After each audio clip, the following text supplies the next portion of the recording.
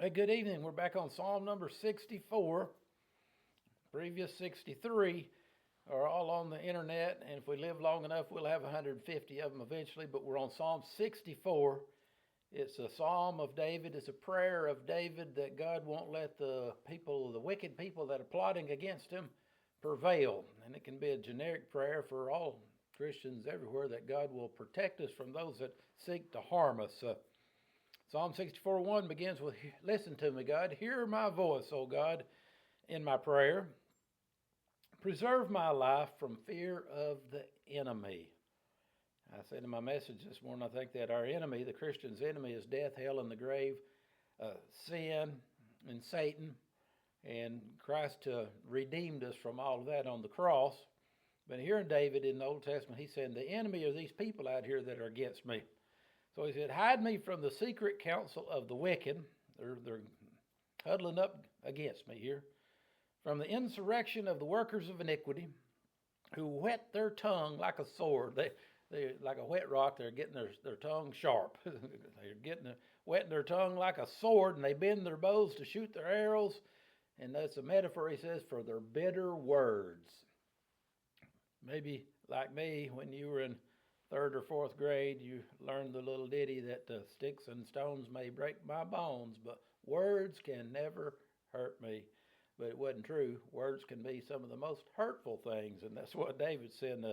Said they're shooting their evil words at me. They're plotting against me. It's like arrows and swords. It's their offensive weapon is their words. Verse 4, that they may shoot in secret at the perfect, might have been better translated, at the blameless. Suddenly do they shoot at him and fear not. And they don't fear anything because they have no fear of God. They don't think they ever have to answer for anything to anybody except for themselves. They encourage themselves in an evil matter. They commune or talk of laying snares privately. They say, who will see that? They're going to trap them. And then they say, we won't get caught. Who will see them? They search out iniquities. They accomplish a diligent search, both the inward thought of every one of them and the heart's deep. I guess they're trying to dig up dirt on me. But God shall shoot at them. David says, what I firmly believe too, that there may not always be justice in this world, but there always is justice. And vengeance is mine, saith the Lord. But people may get away with something bad down here, but you know what? They've still got to answer to God.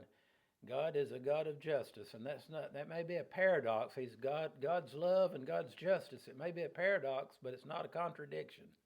It's not a contradiction at all, because he's a God of justice and a God of love. It all goes hand in hand.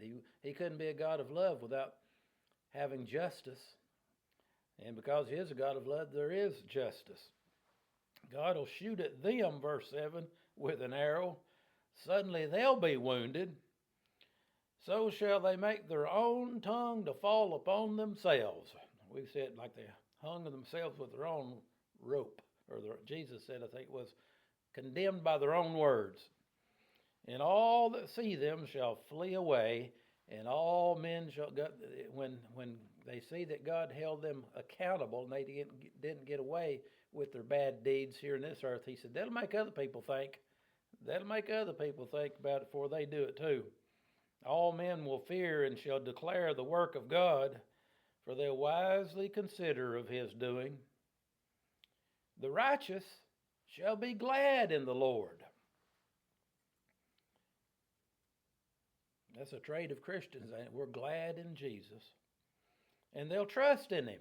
And that trust is what makes us glad.